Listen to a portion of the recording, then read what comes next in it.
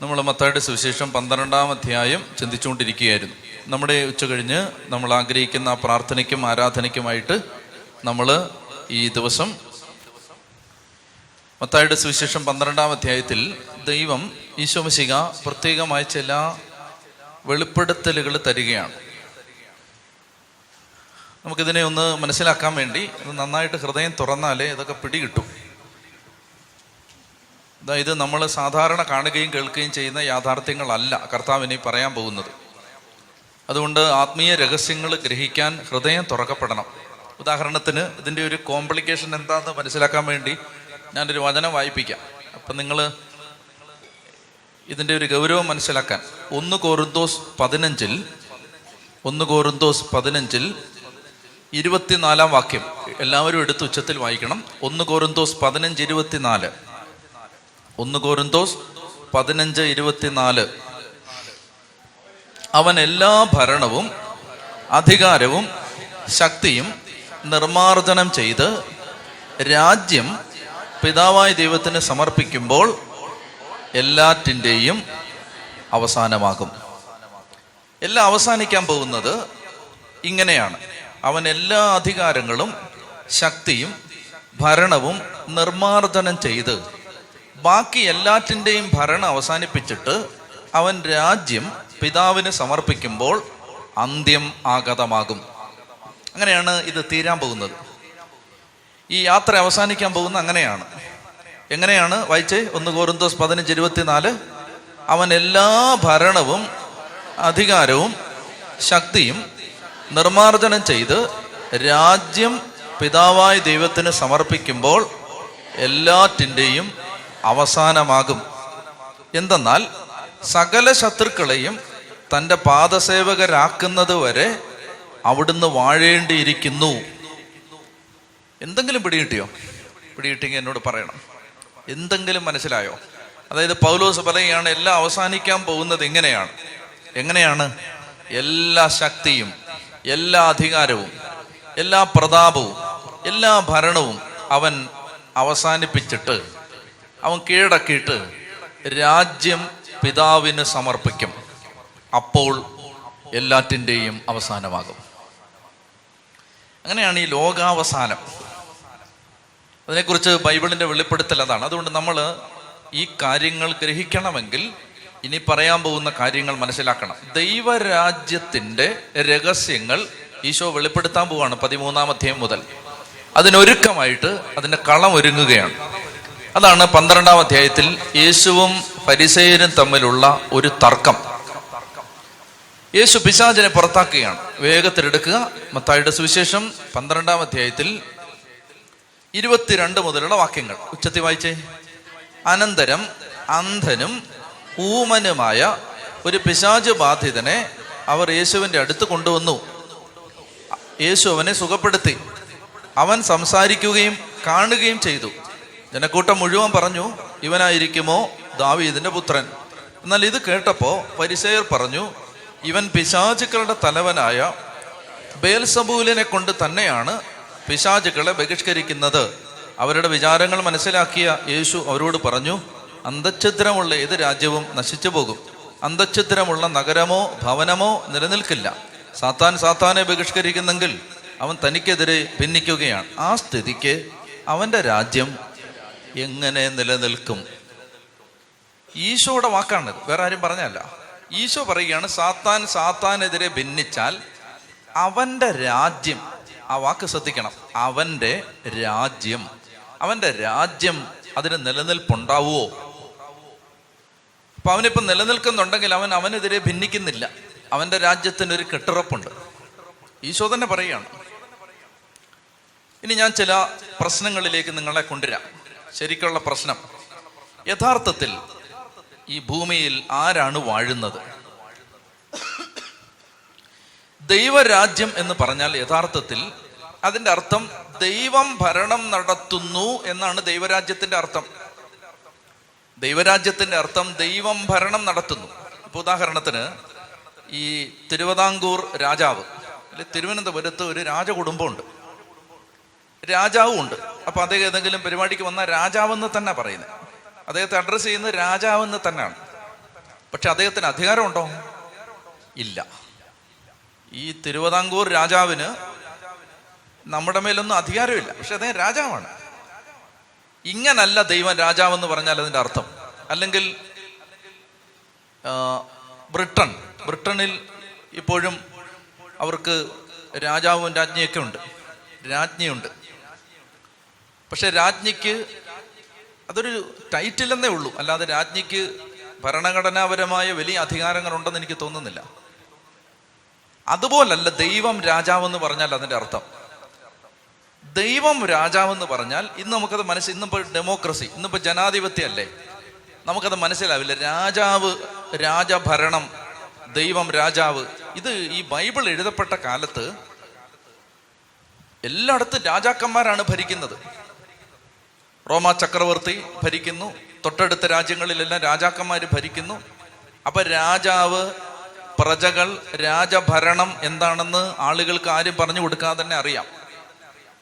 ഒന്നാമത്തെ കാര്യം നിങ്ങൾ ശ്രദ്ധിക്കേണ്ടത്, ദൈവം രാജാവാണ്. ദൈവം എന്തിൻ്റെ മേൽ? ഈ പ്രപഞ്ചത്തിന്റെ രാജാവ് ദൈവമാണ്. പ്രകൃതിയുടെ രാജാവ് ദൈവമാണ്. പ്രപഞ്ച ശക്തികളുടെ രാജാവ് ദൈവമാണ്. ചരിത്രത്തിന്റെ രാജാവ് ദൈവമാണ്. ഈ ഭൂമിയുടെ രാജാവ് ദൈവമാണ്. ദൈവ രാജാവാണ്. വളരെ ശ്രദ്ധിക്കണം. ദൈവ രാജാവെന്ന് പറഞ്ഞാൽ എൻ്റെ അർത്ഥം, ദൈവം ചുമ്മാ ഒരു സിംഹാസനം ഇട്ട് അവിടെ ഇരിക്കുന്നു, ഇവിടെ തോന്നുന്ന പോലെ നടക്കുന്നു എന്നല്ല. ദൈവരാജാവെന്ന് പറഞ്ഞാൽ എല്ലാം ദൈവത്തിന്റെ നിയന്ത്രണത്തിലാണ് എന്നാണ് അതിൻ്റെ അർത്ഥം. എല്ലാ കാര്യങ്ങളും സംഭവിക്കുന്നത് ദൈവത്തിന്റെ നിയന്ത്രണത്തിലാണ്. പക്ഷെ അത് പ്രശ്നമുണ്ട് അങ്ങനെ പറയുമ്പോൾ. ഏത് സമയത്തും പൊട്ടിപ്പുറപ്പെടാവുന്ന യുദ്ധത്തിന്റെ ഒരു വിളുമ്പിൽ നിൽക്കുന്ന നമ്മുടെ രാജ്യം, ഉദാഹരണത്തിന് ഭൂകമ്പം, സുനാമി, വെള്ളപ്പൊക്കം, പ്രകൃതിക്ഷോഭങ്ങൾ, തീവ്രവാദികൾ, പരസ്പരം കൊല്ലാൻ ആയുധമെടുത്ത് നിൽക്കുന്നവർ, വെറുപ്പ്, വൈരാഗ്യം, കൊലപാതകങ്ങൾ, അക്രമം, കുഞ്ഞുങ്ങളെ പോലും പീഡിപ്പിക്കുന്നു. എന്നിട്ട് നമ്മൾ പറയാണ് ദൈവം രാജാവാണ്. കുഴപ്പമില്ലേ? അത് തമ്മിൽ ചേരുന്നില്ലല്ലോ, അത് തമ്മിൽ അങ്ങോട്ട് ഒത്തുപോകുന്നില്ലല്ലോ. ദൈവം രാജാവാണ്, അത് കാര്യമൊക്കെ ശരിയാണ്. പക്ഷെ ഇപ്പം മൊത്തം കുഴഞ്ഞു പറഞ്ഞ് കിടക്കല്ലേ.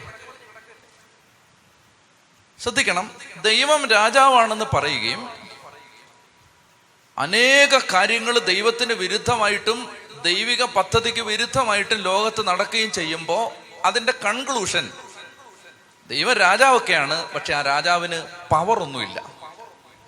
ഒരു കൺക്ലൂഷൻ, ദൈവം രാജാവൊക്കെയാണ്, പക്ഷെ ആ ദൈവം വീക്കാണ്, ദൈവത്തിന് പവർ ഒന്നുമില്ല. രാജാവാണ്, നമ്മുടെ തിരുവനന്തപുരത്തെ രാജാവ് പോലെ രാജാവൊക്കെയാണ്, പക്ഷെ കാര്യങ്ങളൊക്കെ വേറെ ആളുകളെ ചെയ്തു. അല്ലെങ്കിൽ ദൈവം രാജാവൊക്കെയാണ്, ആ രാജാവിന് നന്മയില്ല, ക്രൂരനാണ്. ഇത്രയൊക്കെ കണ്ടിട്ടും ഒന്നും ചെയ്യാതിരിക്കുന്ന ക്രൂരനാണ്. ഞാൻ പറഞ്ഞു വരുന്നത്, ഈ പ്രശ്നം നിങ്ങൾ മനസ്സിലാക്കിയെങ്കിൽ എന്താണ് യഥാർത്ഥത്തിൽ ബൈബിൾ പഠിപ്പിക്കുന്ന ദൈവസങ്കല്പം എന്ന് മനസ്സിലാക്കാൻ പറ്റും. അപ്പൊ ഒന്നുകിൽ ദൈവം രാജാവല്ല, പക്ഷെ ബൈബിൾ ആവർത്തിച്ച് പറയുന്നു ദൈവം രാജാവാണ്. മാത്രമല്ല, ഈശോ മത്തായിയുടെ സുവിശേഷം മുഴുവൻ എന്തിനെ കുറിച്ചാണ് പറയുന്നത്? ദൈവരാജ്യം, ദൈവരാജ്യം നിങ്ങളുടെ ഇടയിൽ വന്നു കഴിഞ്ഞു. നമ്മളിപ്പോ വായിച്ചില്ലേ, രാജ്യം പിതാവിനെ ഏൽപ്പിക്കും, അപ്പോൾ എല്ലാം അവസാനിക്കും. അപ്പൊ അതിനകത്ത് കോംപ്രമൈസ് ചെയ്യാൻ പറ്റില്ല. ബൈബിൾ പറയുന്നു, നിങ്ങൾ ശ്രദ്ധിച്ചിരിക്കണം, നട്ടുച്ചയ്ക്ക് പറയാൻ പറ്റിയ കാര്യമല്ല ഇത്, പക്ഷെ ഇത് കേട്ടേ പറ്റൂ, ഗ്രഹിച്ചേ പറ്റൂ. നിന്റെ വീട്ടിൽ നിന്ന് സാത്താന്റെ താമസം അവസാനിപ്പിക്കണമെങ്കിൽ ഇത് കേട്ടേ പറ്റൂ. ദൈവം രാജാവാണ്. ദൈവം രാജാവാണെങ്കിൽ ഇവിടെ എല്ലാം ഇങ്ങനെ കുഴഞ്ഞു മറിഞ്ഞ് കിടക്കുകയാണ്. ഭൂകമ്പം, യുദ്ധം, പിന്നെ പകർച്ചവ്യാധികള്, വരൾച്ച, നാശം, തീവ്രവാദികള്, കൊലപാതകങ്ങൾ, അക്രമം, പീഡനം. അപ്പൊ ആ ദൈവത്തിന് ശക്തിയില്ലേ? അല്ലെങ്കിൽ ആ ദൈവം നല്ലവനല്ലേ? ഇങ്ങനെയൊക്കെ മനുഷ്യൻ ചിന്തിക്കുന്നത് തെറ്റില്ല. ഇവിടെയാണ് നമ്മൾ യഥാർത്ഥത്തിൽ ദൈവരാജ്യം എന്താണ്, ദൈവം ഭരണം നടത്തുന്ന എന്താണെന്ന് മനസ്സിലാക്കേണ്ടത്. ഇവിടെ നമ്മൾ മനസ്സിലാക്കിയിരിക്കേണ്ടത്, ദൈവരാജ്യം എന്നത് നിലനിൽക്കുമ്പോൾ തന്നെ, ഇനി എന്നെ ശ്രദ്ധിക്കണം, ദൈവരാജ്യം എന്നത് ഒരു സത്യമായിരിക്കുമ്പോൾ തന്നെ വേറെയും രാജ്യങ്ങളുണ്ടെന്ന് ബൈബിൾ തന്നെ പറയുന്നു. വേറെ രാജ്യമുണ്ട്, ദൈവരാജ്യം ഉണ്ട്, ദൈവം ഭരണം നടത്തുന്നു. അതേ സമയത്ത് തന്നെ ഈശോ മിശിഹ യോഹന്നാന്റെ സുവിശേഷത്തിൽ ആവർത്തിച്ച് പറയുന്നുണ്ട്, ഈ ലോകത്തിന്റെ അധികാരി വരുന്നു, ഈ ലോകത്തിന്റെ അധികാരി വിധിക്കപ്പെട്ടിരിക്കുന്നു, ഈ ലോകത്തിന്റെ അധികാരി ഇതാ വരുന്നു, അവൻ എൻ്റെ മേൽ അധികാരമില്ല. ഇങ്ങനൊക്കെ ഈശോയുടെ വായിന്ന് വരുന്നുണ്ട്. ഈ ലോകത്തിന് ഒരധികാരിയുണ്ട്. ഈ ലോകം ആരുടെയോ നിയന്ത്രണത്തിലാണ്. ഈ ലോകം ആരോ നിയന്ത്രിച്ചുകൊണ്ടിരിക്കുകയാണ്. ഈ ലോകത്ത് ദൈവത്തെ കൂടാതെ, ശ്രദ്ധിക്കണം, തെറ്റിദ്ധരിക്കുകയും ചെയ്യരുത്, ദൈവത്തെ കൂടാതെ മറ്റാരോ പ്രവർത്തിക്കുന്നുണ്ട്.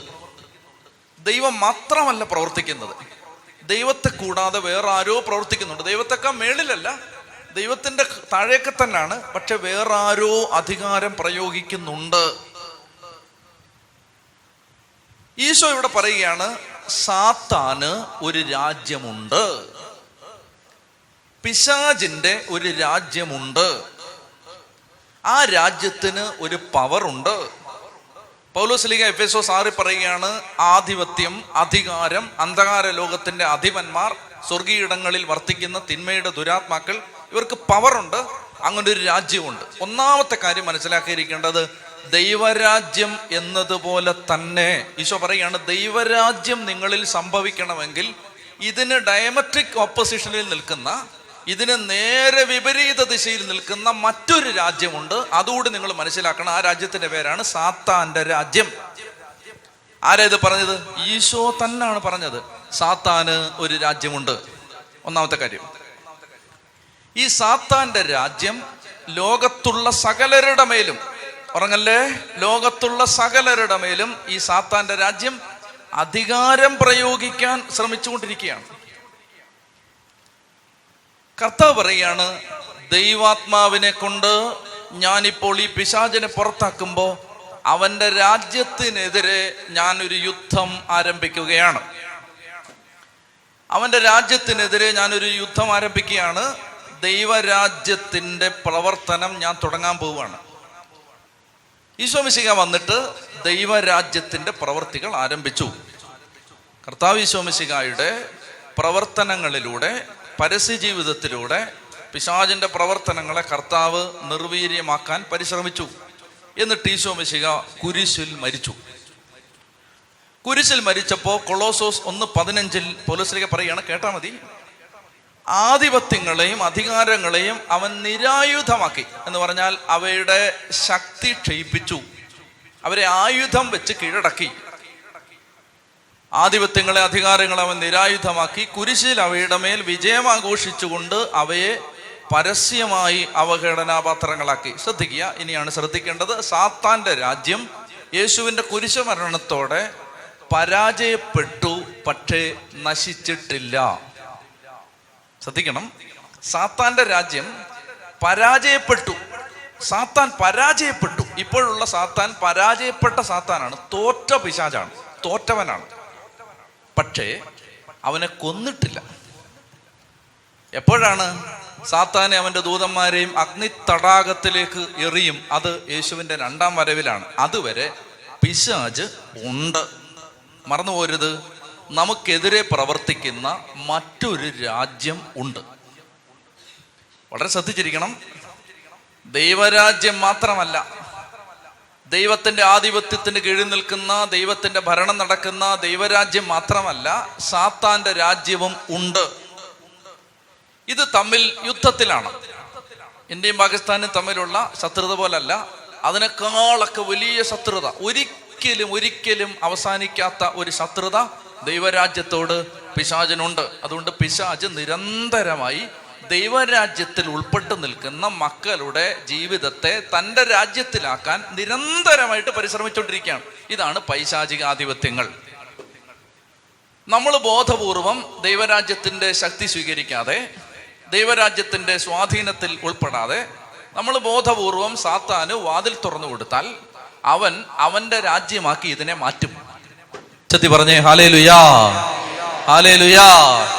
അപ്പോൾ ശ്രദ്ധിക്കണം, യേശു സാത്താനെ പരാജയപ്പെടുത്തി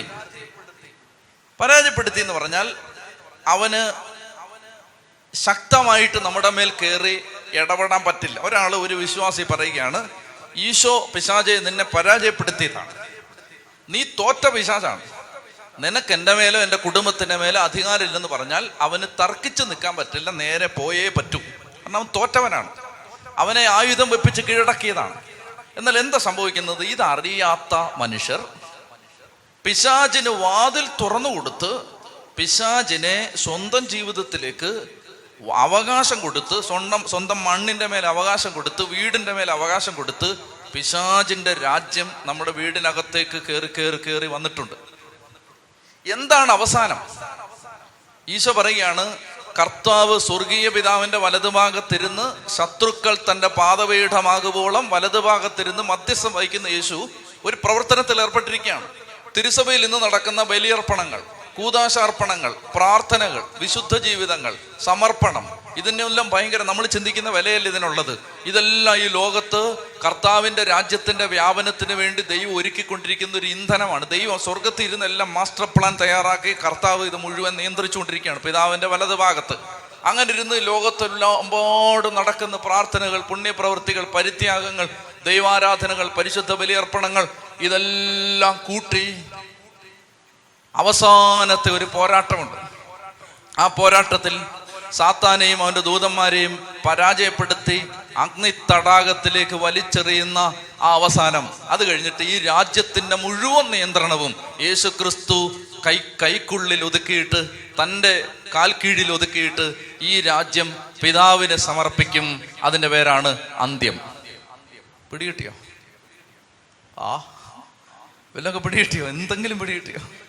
അതായത് ദൈവരാജ്യം എന്നത് ദൈവത്തിൻ്റെ ഭരണത്തിന് കീഴിൽ എല്ലാവരും വരിക എന്ന ദൈവത്തിൻ്റെ സ്വപ്നമാണ് ദൈവരാജ്യം.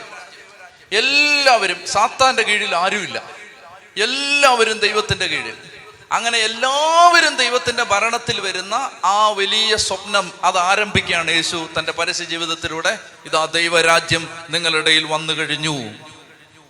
യേശു ദൈവരാജ്യത്തെ ഇറക്കിക്കൊണ്ട് വരികയാണ്. ദൈവത്തിൻ്റെ ഭരണം അനേക ഹൃദയങ്ങളിലേക്ക് വരികയാണ്. ഒന്നും ആയിട്ടില്ല, പക്ഷെ ഇതെല്ലാം കർത്താവ് ചെയ്തോളും.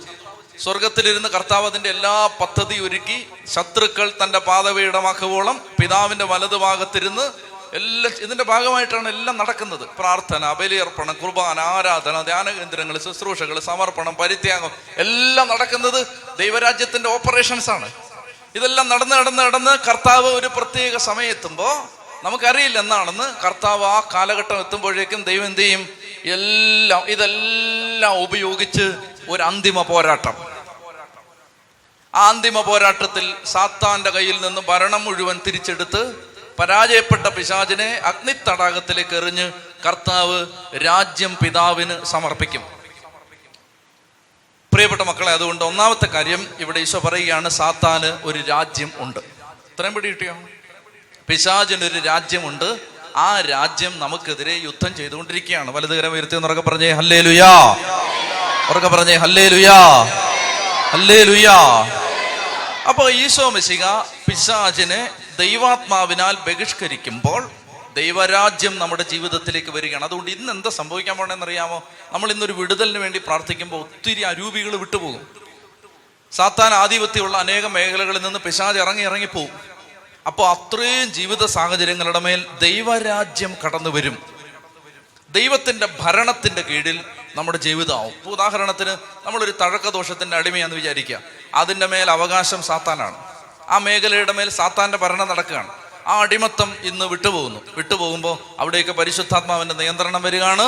അവിടെ ദൈവരാജ്യം വന്നു കഴിഞ്ഞു. ഇങ്ങനെ ഓരോ മേഖലയിലും കർത്താവിൻ്റെ രാജ്യം നമ്മുടെ വ്യക്തി ജീവിതത്തിൽ, സമൂഹങ്ങളിൽ, ഇടവകകളിൽ, കൂട്ടായ്മകളിൽ, ദേശത്ത് ദൈവത്തിൻ്റെ ഭരണം ഓരോ മേഖലയിലും വന്ന് മുഴുവൻ ദൈവത്തിൻ്റെ ഭരണത്തിന് കീഴിലാവുന്നു. ഇതിൻ്റെ പേരാണ് ദൈവരാജ്യം. പിടികിട്ടുന്നുണ്ടോ? പിടികിട്ടുന്നുണ്ടോ? ഇതിൻ്റെ പേരാണ് ദൈവരാജ്യം. എന്നൊക്കെ പറഞ്ഞേ ഹല്ലേലൂയാ. ചൊല്ലി പറഞ്ഞേ ഹല്ലേലൂയാ. അപ്പോൾ അന്ധനും ഊമനുമായ ഒരു പിശാച് ബാധിതനെ യേശുവിൻ്റെ അടുത്ത് കൊണ്ടുവന്നപ്പോൾ യേശു ആ പിശാച് ബാധിച്ച ആ വ്യക്തിയെ സുഖപ്പെടുത്തി. അപ്പൊ ഈ പിശാച് വിട്ടുപോയപ്പോൾ ഈ വ്യക്തി സംസാരിക്കാൻ തുടങ്ങി, അവൻ കാണാൻ തുടങ്ങി. ജനക്കൂട്ടം പറഞ്ഞു, ഇത് ദാവീദിന്റെ പുത്രനായിരിക്കുമോ?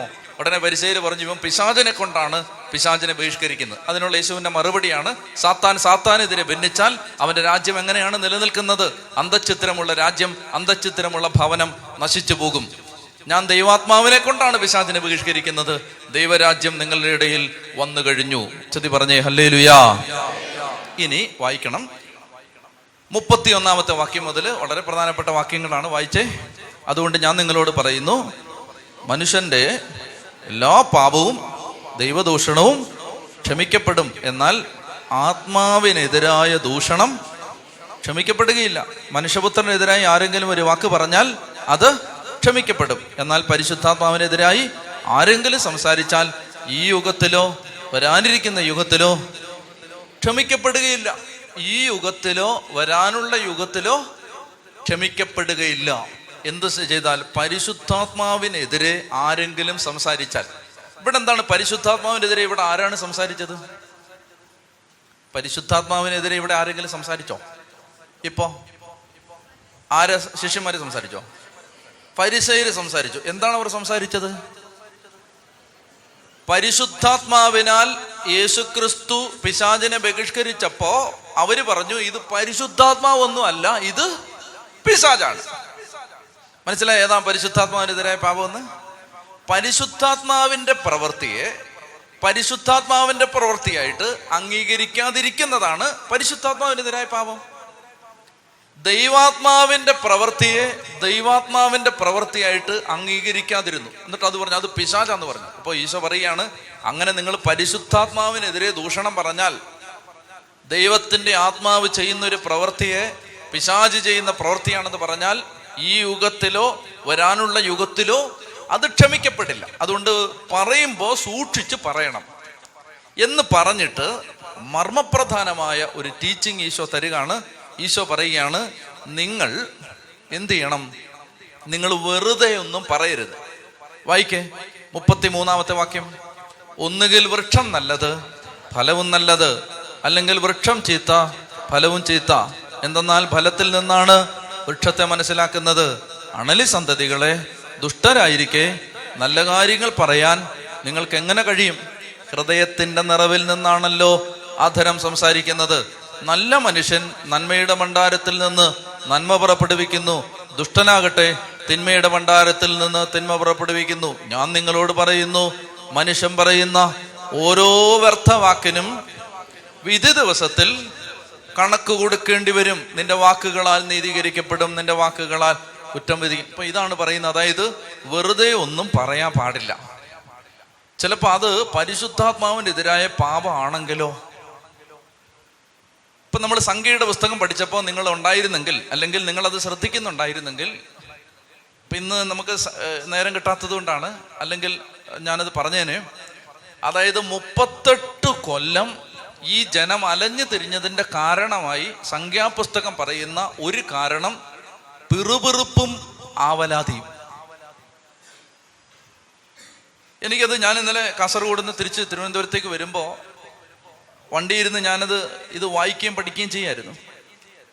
അപ്പൊ ഞാനത് ആലോചിച്ചിട്ട് അതിൻ്റെ ഒരു ഭാരം വന്നിട്ട് ഞാൻ എൻ്റെ കൂടെ ഉള്ളവരെല്ലാം വിളിച്ചു വരുത്തി.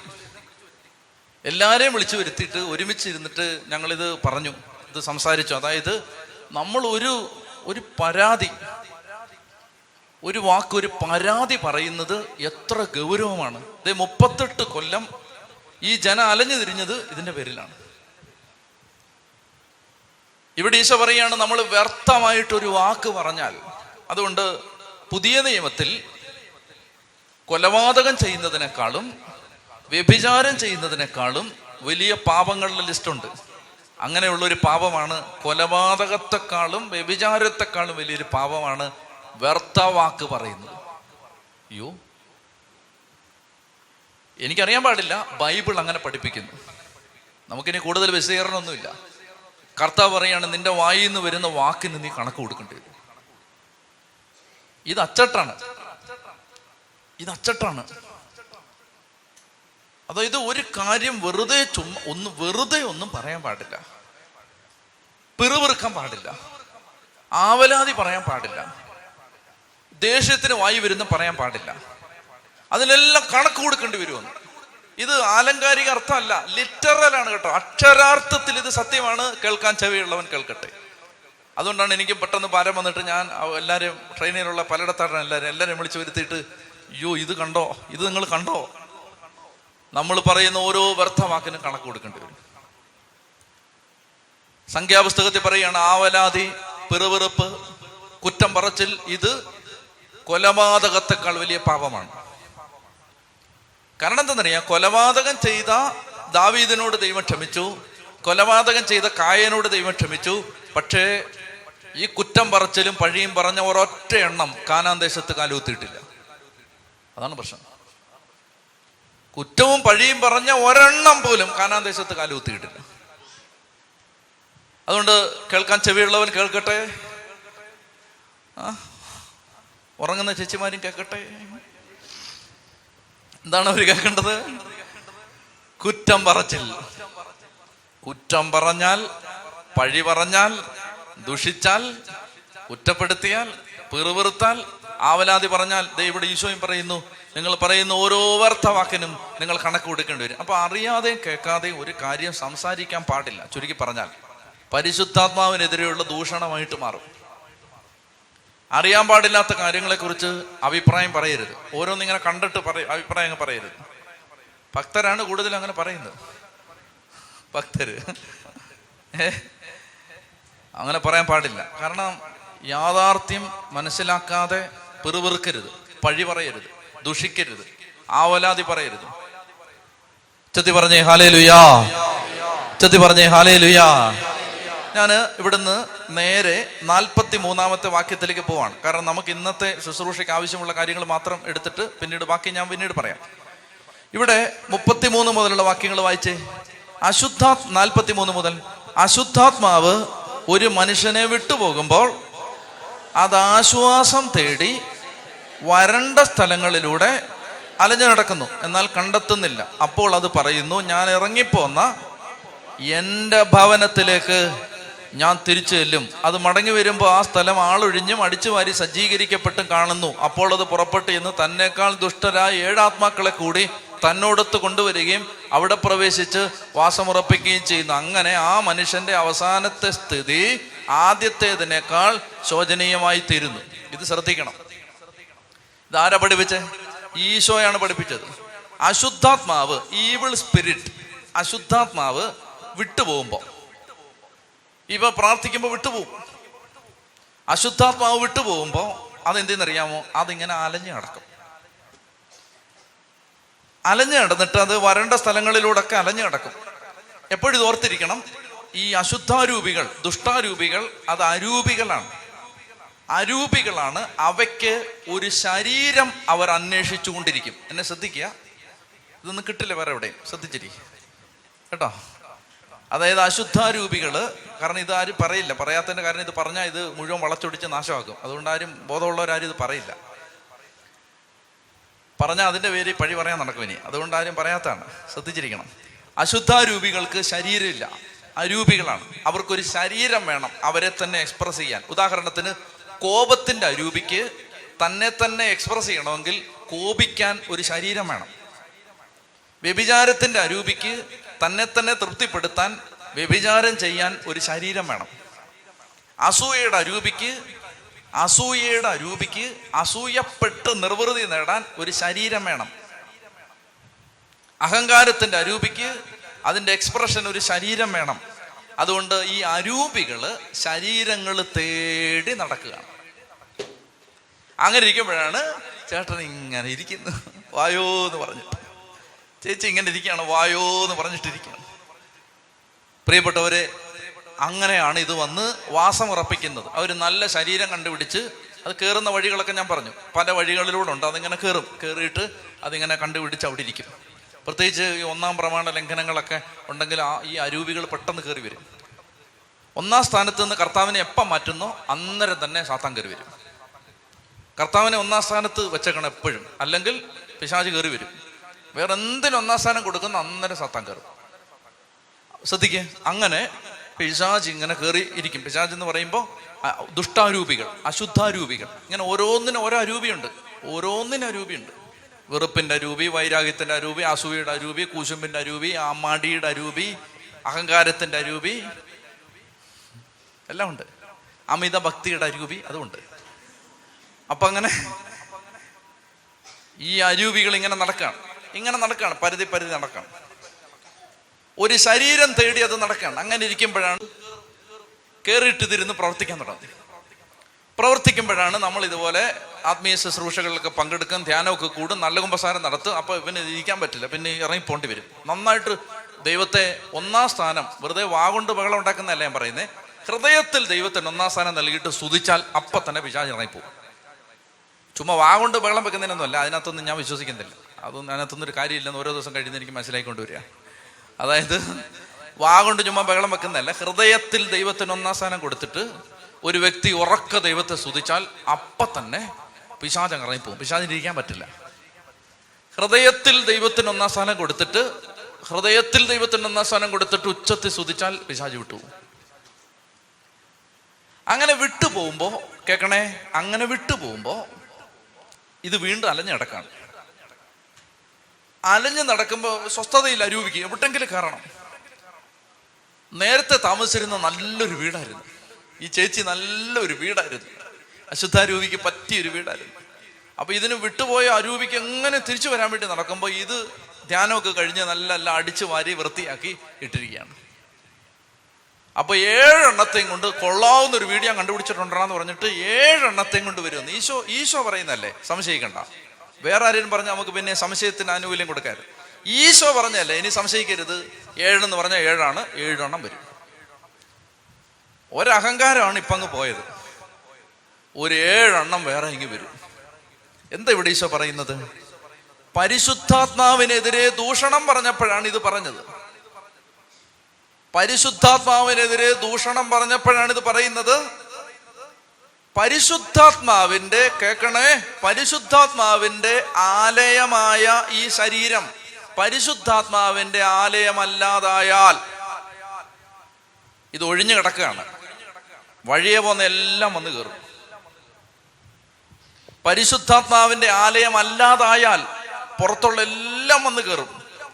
അതുകൊണ്ട് എനിക്ക് പറയാനുള്ള ഏറ്റവും പ്രധാനപ്പെട്ട ഉപദേശം ഈ ഭാഗത്ത് നിന്ന്, എല്ലാ ദിവസവും പരിശുദ്ധാത്മാവേ എന്നിൽ നിറഞ്ഞു നിൽക്കണമേ എന്ന് പ്രാർത്ഥിച്ചുകൊണ്ടിരിക്കുക എന്നുള്ളതാണ് അരൂപികൾ പ്രവർത്തിക്കാതിരിക്കാനുള്ള ഒന്നാമത്തെ വഴി.